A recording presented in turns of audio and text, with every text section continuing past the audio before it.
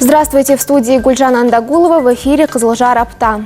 Чем запомнилась вторая неделя сентября для жителей региона и какие события стали главными в стране и области? Об этом расскажем прямо сейчас. Послание президента, цифровизация, искусственный интеллект и экология – главные ориентиры развития страны. Пресновский зерноприемный пункт. Модернизация увеличит мощности в 2 раза. День семьи. В Петропавловске впервые прошел фестиваль «Отбасы-фест». Главной теме этой недели. 8 сентября президент Казахстана Касым-Жомарт Токаев обратился с посланием к народу страны. Казахстан в эпоху искусственного интеллекта. Актуальные задачи и их решения через цифровую трансформацию. Послание главы государства – одно из ключевых политических событий года. Касым-Жомарт Кемелевич обозначил приоритеты развития страны, поставил задачи на краткосрочный и долгосрочный периоды. В областном акимате с участием главы региона Гауеза Нурмухамбетова прошло заседание актива по обсуждению посланий президента к народу. Казахстан в эпоху искусственного интеллекта, актуальные задачи и их решения через цифровую трансформацию. На встрече присутствовали депутаты маслихатов, руководители госорганов энергетики, представители Ассамблеи народа Казахстана, политических партий, профсоюзов, неправительственных организаций, бизнеса и СМИ. На заседании актива Северо-Казахстанской области под председательством главы региона обсудили ежегодное послание президента Республики Казахстан Касым-Жомарта Токаева. Рассмотрели ключевые направления развития государства на предстоящий год. Перед регионами поставлена задача запустить новый инвестиционный цикл. Особое внимание привлечению инвестиций. Сегодня инвестиции становятся ключевым фактором устойчивого роста, модернизации регионов. Мы должны не только привлекать инвестиции, а направлять его в приоритетные отрасли, такие как машиностроение, переработку сельхозпродукции, производство товаров высокой добавленной стоимостью. Президент поручил внедрить индекс инвестиционной привлекательности регионов, что напрямую повышает ответственность местных исполнительных органов. Для нас это не только вызов, но и возможность доказать, что Северо-Казахстанская область способна быть конкурентоспособной территорией для инвесторов. С докладом об уже имеющихся достижениях экономики региона выступил заместитель акима области Канат Зилбаев. В рамках экономического роста наблюдается положительная тенденция. Рост в сельском хозяйстве составил 8,6%, в строительстве 34,2%, в обрабатывающей промышленности 17,8%, торговля 12%. В области создано порядка 10 тысяч новых рабочих мест, из них более 7 тысяч являются постоянными. Безработица снизилась до 4,4%. Рост собственных доходов составил 103,1% или 99 миллиардов тенге. Эти данные свидетельствуют о системной и сбалансированной экономической политике, проводимой в регионе, и укреплению устойчивости нашей экономики, в том числе инвестиционного потенциала. Большой акцент в послании президент делает на развитие цифровых технологий и внедрение искусственного интеллекта во все сферы жизнедеятельности казахстанцев. Ожидается принятие цифрового кодекса, запуск новых цифровых платформ и информационных систем, направленных на внедрение новых подходов и объединение уже действующих решений. Как отметил руководитель управления цифровых технологий, наш регион готов подстраивать свои проекты под нововведения. Нами будет разработана стратегия цифрового развития региона с построением ведомственной цифровой архитектуры. Сегодня в области уже реализуется ряд проектов с применением искусственного интеллекта, в том числе в рамках концепции «Умный город». В здравоохранении будет продолжена работа по внедрению систем раннего обнаружения. В образовании будет запущена платформа «Казах Диджитал» для обучения школьников искусственному интеллекту и подготовки педагогов. В транспорте планируется реализация проектов по умным светофорам, мониторингу дефектов дорожного полотна. Как отметил глава региона, Северо-Казахстанская область должна стать одним из ведущих регионов, демонстрирующим лучшие практики внедрения цифровых технологий в агропромышленный комплекс. Это точное земледелие, спутниковый мониторинг земель, а также применение искусственного интеллекта в прогнозировании урожайности и животноводстве. Обсудили темы предпринимательства, пассажирских перевозок, развития дорожной инфраструктуры. Также акцент сделан на развитие туризма в стране. В 2026 году начнется строительство линии электропередач на озере Шалкар для обеспечения объектов туризма электроэнергией. В рамках цифровизации АО «Транстелеком» продолжит строительство еще 15 километров оптоволокна с обеспечением интернетом всех объектов туризма на озере Шалкар. Кроме того, заключен договор на строительство модульных водно-спасательных постов на озере Шалкар и Имантау. В завершении заседания глава региона Гауес Нурмухамбетов поставил перед собравшимися конкретные задачи. Трехдневный срок активизировать работу по привлечению инвестиций, внести предложение по кардинальному обновлению системы привлечения инвестиций с учетом особенностей Северо-Казахстанской области. Разработать меры по привлечению инвестиций в проекты по производству продукции с высокой добавленной стоимостью. Обеспечить с государственными органами защиту и стимулирование малого и среднего бизнеса. Принять все необходимые меры по исполнению плана мер по контролю, снижению уровня инфляции. Разработать стратегию цифрового развития региона с включением конкретных индикативов для каждой отрасли с учетом поручений главы государства. Аким области поручил каждую задачу президента страны держать на особом контроле. Продолжая тему, послание президента также было посвящено цифровизации и искусственному интеллекту. Глава государства подчеркнул, что искусственный интеллект должен быть внедрен во все сферы, от экономики и логистики до образования и геологии. Прежде всего, для школьников будет разработана специальная программа и учебные материалы по основам искусственного интеллекта. Одновременно с этим планируется формирование у педагогов необходимых навыков работы с технологиями. На основе дистанционного обучения и искусственного интеллекта будет создана модель малокомплектной школы «Казах Диджитал Мектебе».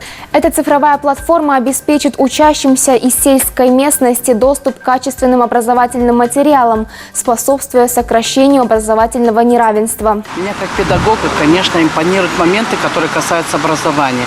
И именно президент говорит о том, что ключевым является образование, то есть введение искусственного интеллекта сейчас в настоящее время. И когда говорит, что за 3 года Казахстан должен быть полностью цифровым государством, естественно, это будет уже в руках педагогов, потому что президент говорит, именно со школьной скамьи нужно будет воспитывать детей. Конечно, это новые учебные программы, новые учебные планы, это качественная подготовка именно кадров, это должны быть учителя новой формации, это должны быть курсы повышения квалификации. Все должно работать на ученика. Национальный банк совместно с Министерством просвещения и Национальным центром повышения квалификации УРЛЕУ запустил цикл курсов по повышению финансовой грамотности. Проект охватит до 10 тысяч педагогов со всего Казахстана. В Северо-Казахстанской области обучение уже началось. Так, в Петропавловске стартовали занятия для учителей школ и колледжей. К слову, этот проект напрямую соответствует приоритетам, обозначенным в послании президента Казахстана. Подробнее о курсах смотрите далее. Этот проект напрямую соответствует приоритетам, обозначенным в послании президента Казахстана, где особое внимание уделяется развитию человеческого капитала и укреплению экономической стабильности через повышение уровня финансовой грамотности населения. 5-дневные курсы рассчитаны на преподавателей, ведущих предмет глобальной компетенции. В нашем регионе обучение проходит 201 преподаватель на казахском и русском языках. Полученные знания педагоги впоследствии будут внедрять в образовательный процесс. Данные лекции полезны не только для преподавателей, а и для учеников, для нашего будущего поколения. То есть преподаватели будут полученные здесь знания передавать дальше. И, соответственно, наше подрастающее поколение будет не только финансово грамотно, но и также будут знать, как защитить свои личные данные, ну и основы экономики, естественно. Проект стартовал в начале сентября и продлится до конца ноября. Обучение проходит по всей стране. С 8 сентября централизованно по Казахстану начались курсы по финансовой грамотности. Данный проект реализовывается совместно с Национальным банком САО НЦПК УРЛЕУ. В данном проекте от Северо-Казахстанской области участвует 201 педагог. Это в основном учителя, которые преподают предмет глобальной компетенции. Актуальность данного курса, конечно, продиктована тем, что сейчас появляются новые финансовые инструменты. Это цифровые деньги, онлайн-платежи, это новые виды инвестирования. Но в то же время возникают новые риски. Это онлайн-мошенничество, это финансовые пирамиды, это риск утечки персональных данных. Поэтому данный курс направлен на то, чтобы повысить и теоретические знания, и на практике отработать все навыки. Организаторы отмечают, что программа станет важным шагом к системной интеграции финансовой культуры в сферу образования. Это позволит сформировать у учащихся практические навыки в управлении личными финансами. В послании президента особое внимание уделено цифровизации и внедрению искусственного интеллекта. Эти процессы уже меняют многие сферы нашей жизни. Как развивается IT-отрасль в Казахстане и чего ожидать в будущем, об этом поговорим с нашим гостем, директором веб-студии Иваном Бухониным. Иван, здравствуйте. Добро пожаловать в нашу программу. Здравствуйте. Расскажите, пожалуйста, вот сейчас в наше время очень активно развивается искусственный интеллект, в общем, это вся сфера цифровизация. Почему она начала развиваться именно сегодня, именно вот на данный момент? Ну, во-первых, она начала развиваться, потому что мы вошли в такой клин, так скажем. У нас все остановилось, и следующий скачок, это развитие квантовой физики и искусственного интеллекта. Так уж вышло, что произошел ковид, а мы засели все дома и стали развивать, и быстрее технологический прогресс пошел. Вот. Ну и дальше уже появился чат GPT, то есть третий чат GPT-3 вышел в народ, и люди стали пользоваться этой историей. Поэтому мы вошли в такой, скажем, момент и начинаем это развивать. Вот тема нашего выпуска больше всего направлена на послание президента. В своем послании глава государства отметил, что искусственный интеллект и цифровизация должны внедряться уже в школах. Насколько это возможно? Ну, скажем так, вообще в целом я очень впечатлен посланием президента, где он говорит о том, что мы искусственный интеллект будем внедрять в каждую отрасль. Ну и в образовании, в частности, например, то есть я сам отчасти преподавал в университете и так далее. То есть, ну, по большому счету мы уже преподавали искусственный интеллект. Я был одним из инициаторов, как работодатель, чтобы искусственный интеллект преподавали в школах. Поэтому я точно поддерживаю. Можно обратиться к опыту эстонских, допустим, к опыту Эстонии. В Эстонии, как известно, они по рейтингу ПИЗа первые места занимают уже много лет. С 18-го, по-моему, по 24-й год они там через год или каждый год занимают первые места. И вот сейчас недавно смотрел новость, в сентябре они тоже вводят искусственный интеллект в обязательную программу в школьную. Соответственно, если это передовая страна по ПИЗа, то и мы тоже следом идем, получается. То есть сейчас мы вступаем на путь становления передовой страной, я считаю. То есть, когда мы говорим про искусственный интеллект, пусть мы будем полигоном, но мы будем очень качественным полигоном, потому что у нас есть и айтишники, у нас есть и предыдущие послания, у нас есть и 2024-2029 года карта по искусственному интеллекту. То есть, в принципе, мы готовы к этому, я считаю. Искусственный интеллект внедряется в наших школах, вот вы сказали в Эстонии. А если говорить о других зарубежных странах? Ну, скажем, я знаю, есть опыт в России. С 7 по 11 класс внедряют карту тоже искусственного интеллекта, и они дополнительное образование вводят в этой области. Я знаю, в США есть тоже карта по искусственному интеллекту, но они прям там что-то с 5 класса, по-моему, внедряют. И у них же там дальше колледжи, и они вплоть до колледжей тоже внедряют. То есть, мне кажется, повсеместно. Если, допустим, США и Россия, то это такие страны, у которых есть собственные версии искусственного интеллекта, так скажем, то мы сейчас как раз вступаем на тропинку, где у нас будет собственные, особенно казахоязычные, да, и русскоязычные, то есть комплексные. Это здорово, то есть искусственный интеллект. А смогут ли школьники освоить базовые знания, принципы искусственного интеллекта?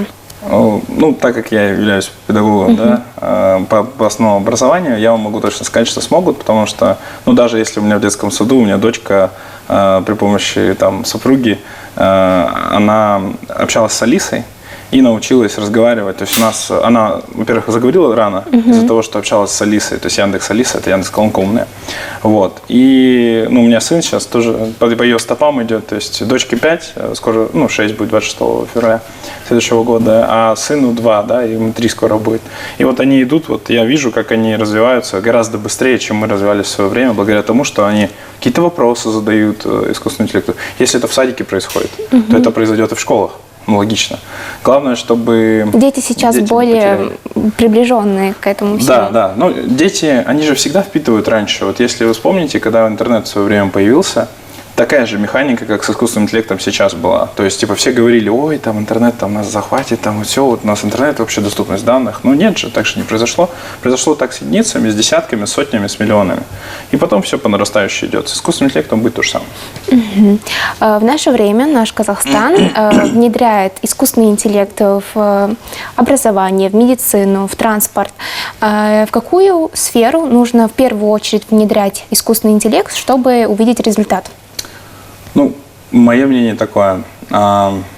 Например, это медицина, чем я сам лично горжусь, да, там, это стартап Церебро у нас в Казахстане. Они занимаются тем, что анализируют КТ и предсказывают ишемические болезни, то есть сердце, там, инсульты, ну, вот такие вот всякие тонкости.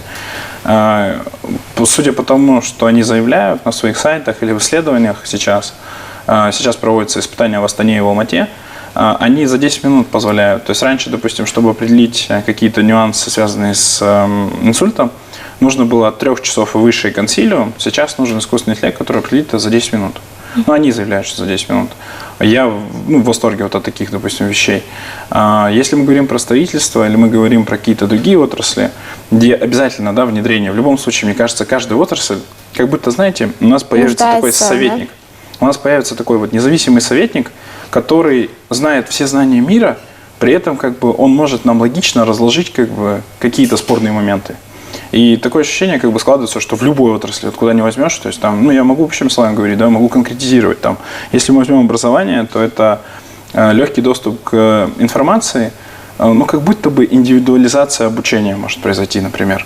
То есть если ты один вещаешь на класс 20 человек, это не совсем эффективно, ну с точки зрения, ты как бы до галерок не достаешь, то как будто бы можно достать до галерки, когда будет персонализировано. И там вот недавно была новость в Китае.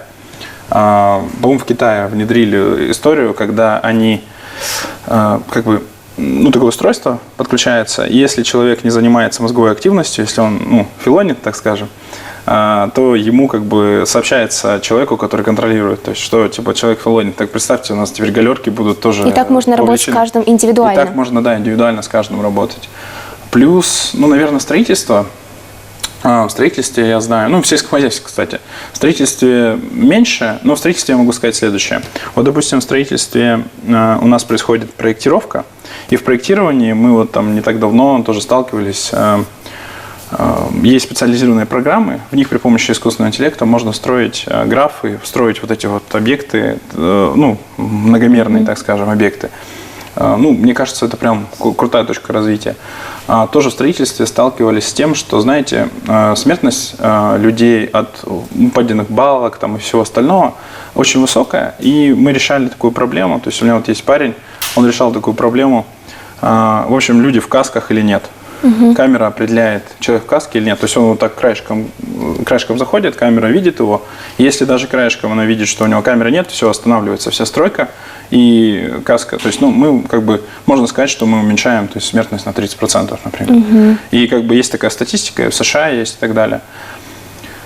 Так, что у нас еще? Ну, про сельское хозяйство можно сказать тоже. Я вот считаю, что в сельском хозяйстве это вообще круто сейчас работает. Я видел как бы вживую. То есть, ну, так уж вышло, что я на дне поля был у нас здесь, в области. И на дне поля мы увидели вообще просто автопилоты для комбайнов. Это вообще, то есть, это искусственный интеллект, то есть, это решение супер. Мы увидели по обработке культур. То есть, там, ну, раньше это должен был быть агроном, который все четко там выставляет и ходит сам, следит за каждым квадратом. Сейчас это делают дроны, он просто следит, как бы, что куда залить, вот так скажем. Ну, это прям, я считаю, это круто. Вот, искусственный интеллект внедряется в разные сферы.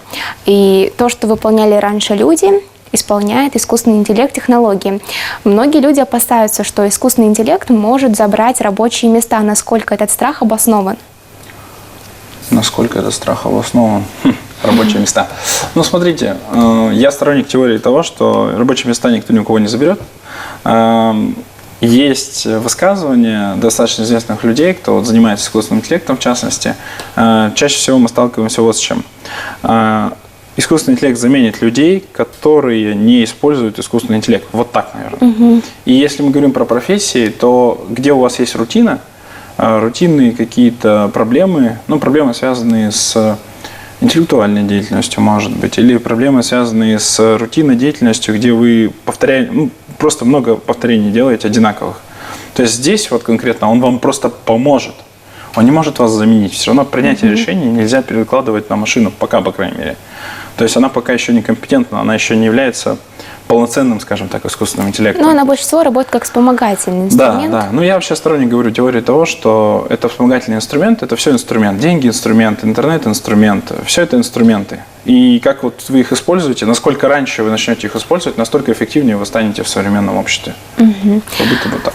Также в послании президент отметил, что цифровизация невозможна без кадров. Чему нужно учить уже сегодня будущих специалистов, программистов? Ну, это прям актуальный вопрос. Ну, программистов, прежде всего, надо учить логике.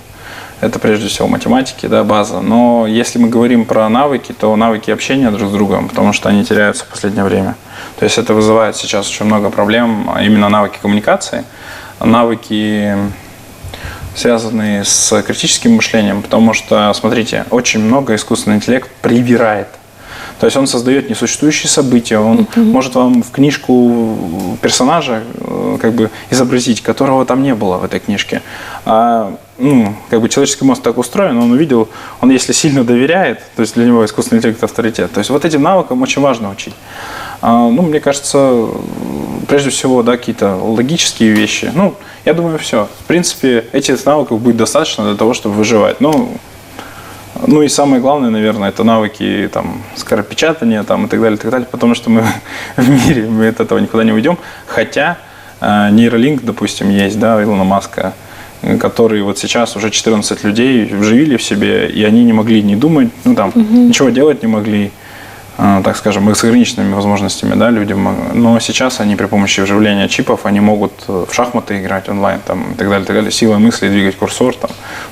Я считаю, что это супер прогресс. И напоследок, как, по вашему мнению, нужно человеку, обычному человеку, не айтишнику, использовать цифровые технологии с пользой и без страха новшеств?